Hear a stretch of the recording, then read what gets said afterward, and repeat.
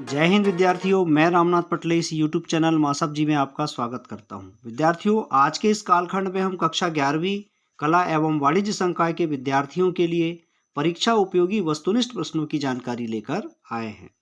विद्यार्थियों, वीडियो में आगे जाने से पहले आपसे आग्रह है, अगर अभी तक आपने हमारे चैनल को सब्सक्राइब नहीं किया है तो जरूर सब्सक्राइब कर लीजिए। साथ ही बेल आइकन को भी क्लिक कर लीजिए, जिससे कि आपको हमारे नए वीडियोस की नोटिफिकेशन प्राप्त होती रहे। तो आइए देखते हैं कक्षा 11वीं अर्थशास्त्र की पाठ्यपुस्तक भारतीय अर्थव्यवस्था का विकास।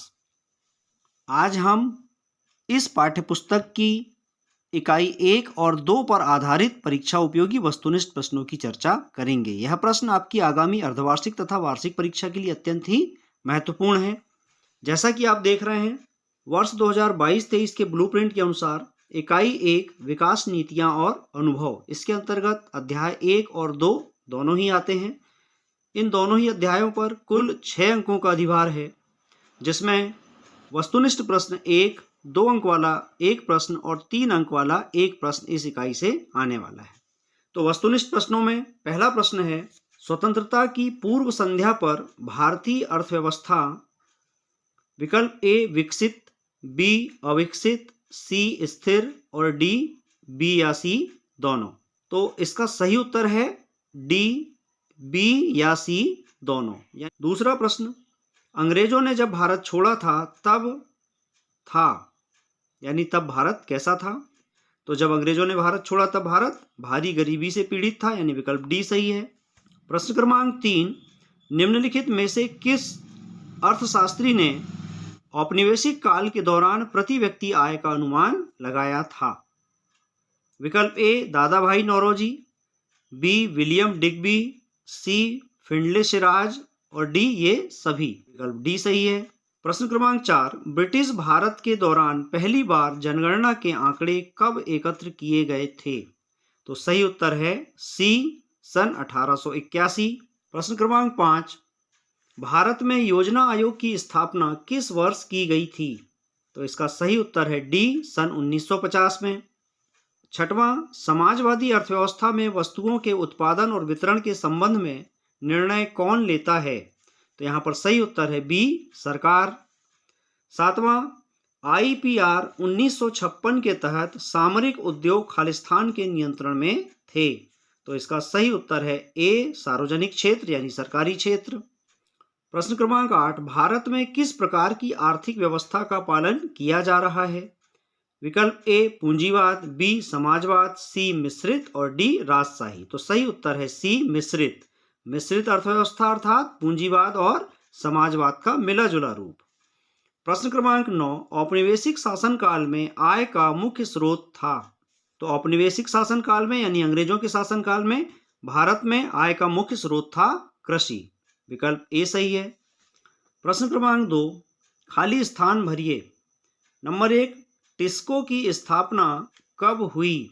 तो टिस्को अर्थात Tata iron and steel company, TISCO, इसकी स्थापना सन 1907 में जमशेदपुर में हुई थी। दूसरा, स्वतंत्रता की पूर्व संध्या पर भारत तैयार माल का शुद्ध, यहाँ हम लिखेंगे आयातक। तीसरा, भारत के जूट उद्योग को विभाजन के बाद खालिस्तान की कमी के कारण भारी नुकसान हुआ। तो यहाँ पर हम लिखेंगे कच्चे माल की कमी के कारण। चौथा, खालिस्तान औपनिवेशिक शासन के दौरान अधिकांश लोगों के लिए आजीविका का मुख्य स्रोत था, कृषि। पांचवा, स्वेज नहर के खुलने से खालिस्तान और ब्रिटिशों के बीच चलने वाले जहाजों के लिए एक सीधा मार्ग बन गया। तो यहाँ रिक्त स्थान में लिखेंगे भारत। छठवां, परिप्रेक्ष्य योजना एक खालिस्तान अस्थायी योजना है। तो परिप्रेक्ष्य योजना एक लंबी अस्थायी योजना है। सातवां, सन 1966 में उच्च उपज देने वाले किस्म का बीज कार्यक्रम पहली बार शुरू किया गया था। आठवां, आवक दिखने वाली व्यापार रणनीति खालिस्तान पर निर्भर करती है। आवक अर्थात लाभ दिखाई देने वाली व्यापार रणनीति आयात प्रतिस्थापन पर निर्भर करती है, यानी हमारे देश में अगर आयात कम से कम होंगे तो विदेशी व्यापार से हमें लाभ होगा। नौवां, मलमल एक विशेष प्रकार का खालिस्तान कपड़ा है। तो यहाँ हम लिखेंगे सूती कपड़ा। प्रश्न क्रमांक 3 सही या गलत के रूप में चिन्हित कीजिए।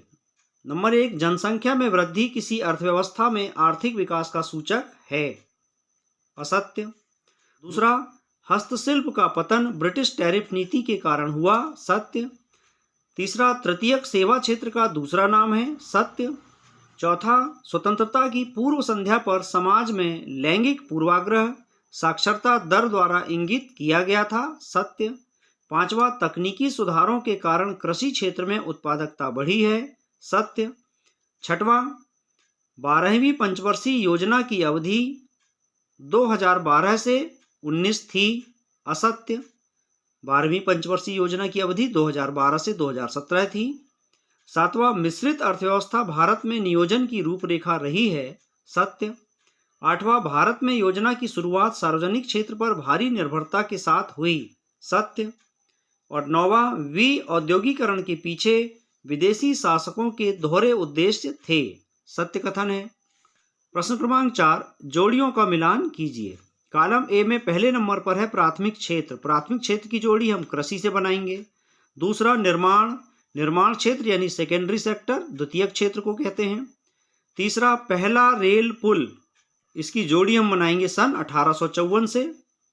चौथा प्रधानमंत्री योजना आयोग के अध्यक्ष होते हैं। पांचवा कोटा माल की मात्रा जिसे आयात किया जा सकता है। भूमि सुधार कृषि क्षेत्र में उत्पादकता वृद्धि के लिए किए गए सुधार। HYV बीज यानी उच्च पैदावार वाली किस्मों के बीज। और सब्सिडी अर्थात अनुदान या सहायकी सरकार द्वारा दी जाने वाली आर्थिक सहायता या छूट। प्रश्न क्रमांक 5 एक शब्द या एक वाक्य में उत्तर दीजिए। नंबर 1 ब्रिटिश शासन के दौरान प्रति व्यक्ति उत्पाद की वृद्धि दर क्या थी? इसका उत्तर है 0.5 यानी आधा प्रतिशत। दूसरा लोहा और इस्पात कंपनी की स्थापना कहाँ की गई थी? तो उत्तर है जमशेदपुर। तीसरा बंगाल में अकाल कब पड़ा था? सन 1943 में। चौथा किस प्रकार की खेती परिवार की बुनियादी जरूरतों पर केंद्रित होती है? निर्वाह खेती। पांचवा पंचवर्षीय योजना का विचार किस देश से लिया गया था? उत्तर है सोवियत संघ। छठवां भारतीय नियोजन का वास्तुकार किसे माना जाता है? उत्तर PC महलनोबिस यानी प्रशांत चंद्र महलनोबिस को। सातवां लघु उद्योगों के लिए निवेश की सीमा क्या है? तो वर्तमान में लघु उद्योग के लिए निवेश की सीमा है 10 करोड़। 13 मई सन 2020 के बाद लघु उद्योगों के लिए निवेश की सीमा 5 करोड़ से बढ़ाकर 10 करोड़ कर दी गई है। आठवां किस वर्ष योजना आयोग को समाप्त कर दिया गया था? सन 2015 में, यानी 1 जनवरी 2015 में योजना आयोग को समाप्त कर नीति आयोग का गठन किया गया। आइए अब देखते हैं इकाई 2 आर्थिक सुधार पर आधारित वस्तुनिष्ठ प्रश्न। इस इकाई पर कुल 6 अंकों का अधिभार है, जिसमें 2 वस्तुनिष्ठ प्रश्न तथा 4 अंक का एक दीर्घोत्तरीय प्रश्न आएगा। वस्तुनिष्ठ प्रश्नों में पहला प्रश्न है भारत में आर्थिक सुधार वर्ष में शुरू किए गए थे? तो यहाँ पर सही उत्तर है बी सन 1991 में। दूसरा उदारीकरण का तात्पर्य है विकल्प ए सार्वजनिक क्षेत्र की अधिक भूमिका, बी निजी क्षेत्र पर सरकारी नियंत्रण में कमी, सी बिना किसी नियंत्रण वाली मुक्त अर्थव्यवस्था और डी इनमें से कोई नहीं। तो सही उत्तर है बी निजी क्षेत्र पर सरकारी नियंत्रण में कमी। तीसरा नई आर्थिक नीति के तहत अर्थव्यवस्था के उदारीकरण ने अर्थव्यवस्था में RBI की भूमिका को बदल दिया। ए वित्तीय क्षेत्र के एक नियामक से सुविधाकर्ता तक, बी एक नियंत्रक से सरकारी ऋण के प्रबंधक तक, सी ए और बी दोनों और डी इनमें से कोई नहीं। तो सही उत्तर है ए वित्तीय क्षेत्र के एक नियामक से सुविधाकर्ता तक।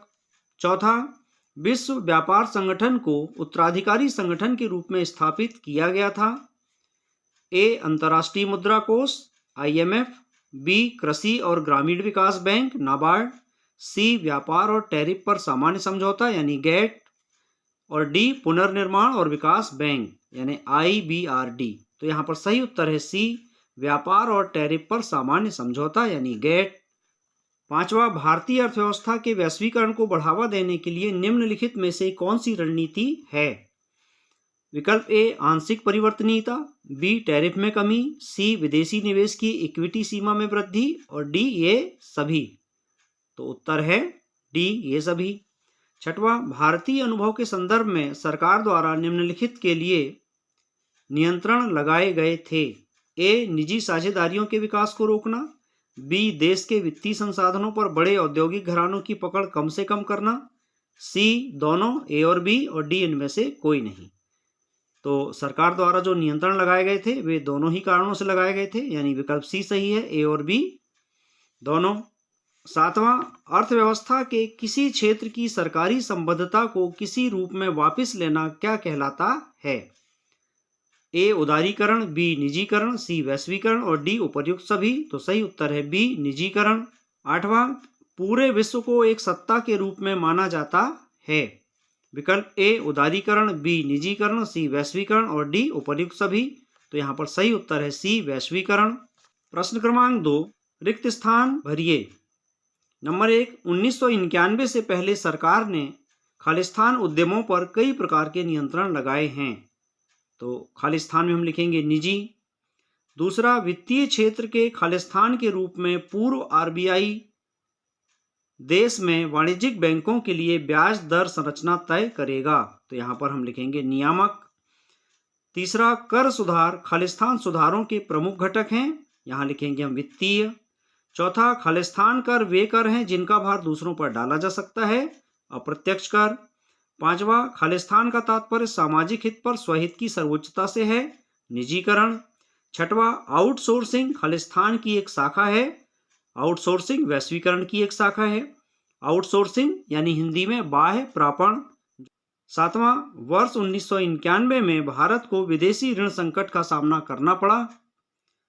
रिक्त स्थान में हम 1991 लिखेंगे। आठवां, सुधार काल में खालिस्तान क्षेत्र की समृद्धि दर में गिरावट आई। तो सुधार काल में कृषि और उद्योग दोनों ही क्षेत्रों की समृद्धि दर में गिरावट आई है तथा सेवा क्षेत्र में वृद्धि दर्ज की गई है। प्रश्न क्रमांक 3, सही या गलत के रूप में चिन्हित कीजिए। नंबर 1, भारत में आर्थिक सुधारों का कार्यक्रम 24 जुलाई सन 1991 को शुरू किया गया था, सत्य। दूसरा, नई आर्थिक नीति में LQP के LPG द्वारा प्रतिस्थापन निहित है, सही। तीसरा, उद्योग के नियमन के लिए लाइसेंस यानी शराब के मामले में आवश्यक है, सही। चौथा, अर्थव्यवस्था में संरचनात्मक परिवर्तन के आधार पर GDP में औद्योगिक क्षेत्र की बढ़ती हिस्सेदारी आर्थिक विकास का संकेत है, सत्य। पांचवा, वैश्वीकरण पूंजी की तुलना में श्रम की मुक्त आवाजाही पर अधिक ध्यान केंद्रित करता है, गलत। वैश्वीकरण में श्रम की तुलना में पूंजी की अधिक आवाजाही पर ध्यान केंद्रित किया जाता है। छठवां, संरचनात्मक परिवर्तन के साथ साथ आर्थिक विकास को आर्थिक विकास कहा जाता है, सही। प्रश्न क्रमांक 4, सही जोड़ी बनाइए।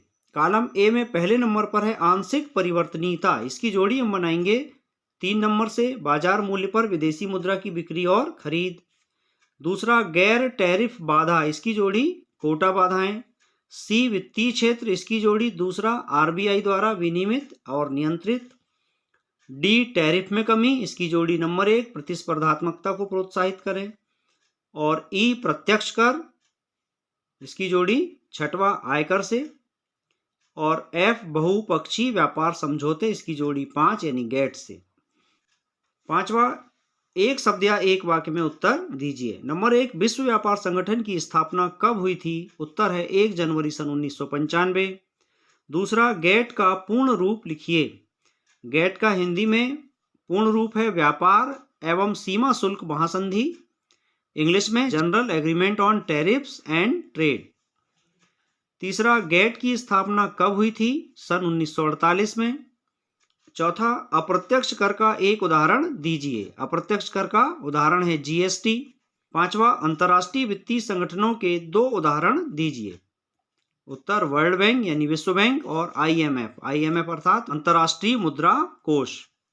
छठवा, GST कब पेश किया गया था? तो GST लागू हुआ था 1 जुलाई 2017 से।